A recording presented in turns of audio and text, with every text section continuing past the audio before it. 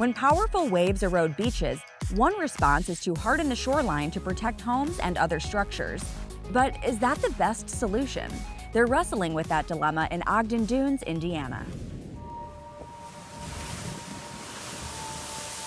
And they were hitting the wall so hard that our entire house would shake.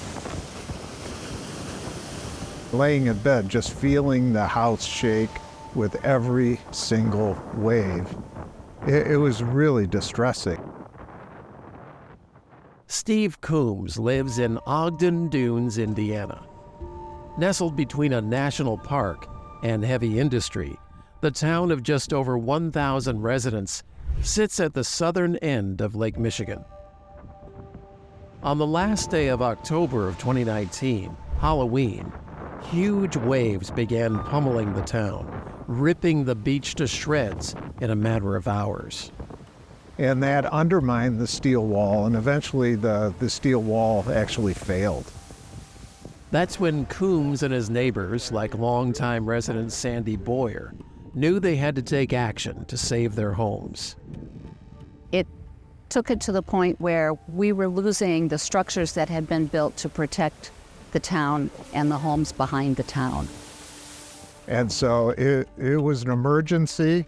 The town declared an emergency, the county declared an emergency, and we were able to get emergency permits to put in the revetment. Otherwise, we would have lost a lot of infrastructure and a lot of people's homes. The revetment consists of massive boulders piled about 15 feet high right on the beach, usually built on the slope of a shoreline. A revetment can also be made of wood or concrete. They're designed to soften the blow of heavy waves. It's made a huge difference. The house no longer shakes. It doesn't matter how big the waves are.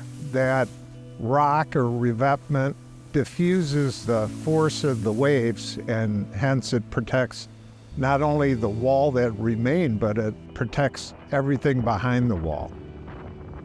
Completed in 2020, the revetment was paid for by Ogden Dunes residents living right on the shore. Everyone chipped in, raising more than $5 million. Coombs himself put in more than $200,000. This is expensive, and homeowners are covering the cost of it because our little bitty town just doesn't have the money for it. In nature, beach sand doesn't sit still. It moves along the shoreline.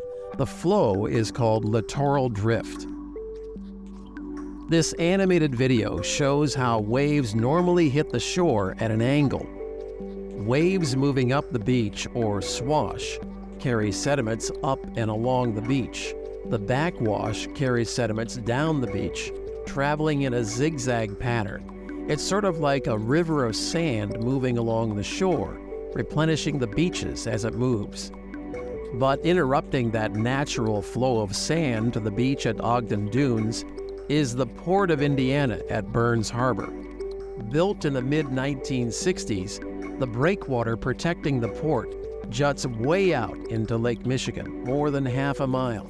Roger Howell has lived in Ogden Dunes for more than 8 years. Yeah, when I moved in, there was a tremendous beach behind me here. It had dunes and 300 yards or so a beach. It was huge. And I learned at the time that the port to the east of Ogden Dunes basically blocks all the natural sand flow. So the town is essentially starved of sand. Professor Carrie Troy runs Purdue University's Great Lakes Coastal Processes Lab. So I would say this is something that happens throughout the Great Lakes, along all the different coastlines. You know, if you look on Google Earth, you can see a lot of situations where we have different ports, and you will see accumulation of sand on one side and erosion on the other. Even before the Burns Harbor breakwater was built in the 1960s, the U.S. Army Corps of Engineers said the port complex would cause erosion of beaches to the west. Nearly 24 studies since then have confirmed that the port is blocking the flow of sand to Ogden Dunes. But the director of communications for the Port of Indiana Burns Harbor says that is factually inaccurate. and that multiple studies say the large harbor breakwater is not blocking the littoral drift of sand to Ogden Dunes. As far as Ogden Dunes residents are concerned, it's a man-made problem that requires a man-made solution. So building a revetment, they say, makes the most sense. There's no other alternative. I mean, otherwise I would have lost the single largest investment that I own. But revetments themselves are controversial. Betsy Mayer is executive director of Save the Dunes, an environmental group that opposes the use of revetments to control erosion. It is a really challenging problem for the city, and we are sympathetic to the town that they are in this situation. But there are alternatives out there that are more nature-based. Putting revetments onto the beaches and into the water directly, in some cases, it restricts people's access to the beach. It also creates erosion issues downstream of where the revetment is placed. They do disrupt the natural flow of sand. When you cover the land with the rocks, with the revetment, you basically inhibit that flow of sand between the lake and the beach. But Steve Coombs stands by the revetment protecting his house. That's simply not the case. I mean, if you spun around the camera, this is the end of the revetment on the west end right here, and if you look westward, there's absolutely no change in the beach, and that's all National Park Beach. Experts say it's too early to tell if this revetment will have an impact on beaches downstream.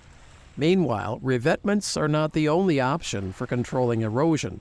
The most common alternative is something called beach nourishment. Most of the world's most beloved beaches, like the beaches in Miami, are regularly nourished with large volumes of sand that are placed on the beaches. Beach nourishment is usually done with dredges and barges, but often a series of pipes are used to nourish a beach. It's called sand bypassing, which is where you have this blockage of sand in the longshore direction, and you literally continuously pump sand from one side of the structure to the other in the exact way that nature would want that sand to be flowing along that littoral conveyor belt.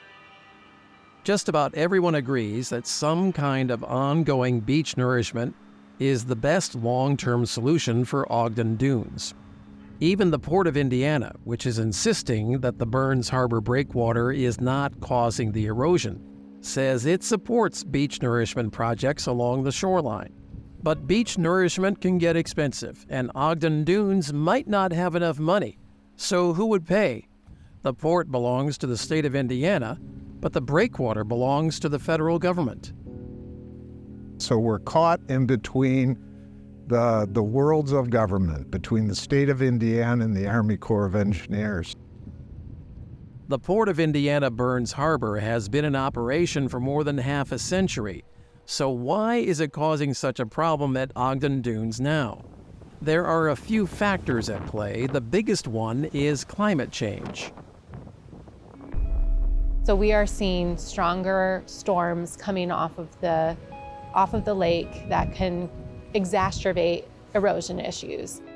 Also in the winter, ice cover called shelf ice used to provide a kind of natural revetment, shielding the beach from waves. But a warming climate means less shelf ice.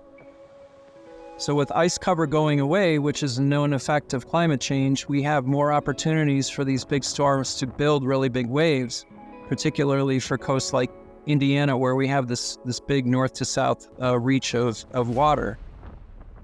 And when you don't have that ice accumulating because the temperatures are warmer in the lake, that also creates issues so that there's more erosion.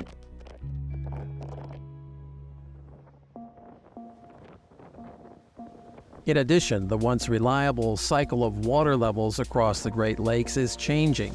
The frequency between highs and lows has been accelerating. So when you rapidly change the water levels, all of a sudden these beaches are way out of equilibrium with the new water levels, and that sand will just rapidly be transported away as the beach tries to come to a new equilibrium. Professor Troy says the best solution is a holistic approach to beach erosion rather than doing it on an emergency piecemeal basis. We kind of have to give the system room to work the way that it wants to work. And sometimes, like in the case of sand bypassing or beach nourishment, we have to kind of give it a little help and do what nature would want us to do. Despite tensions between the residents of Ogden Dunes, the U.S. government, the state of Indiana, heavy industry, and environmentalists over how to handle the problem of erosion, there's agreement that this is a precious resource worth saving. So I think there's opportunity with education and talking about these things, and even through the litigation process, to come to some understandings on what's best for everybody and why the beach is worth protecting for everyone's benefit and for future generations to come. We're all for everyone using the beach, and we look forward to the day where we get more sand and more people can come and share our beach and enjoy the beach just like we do every day.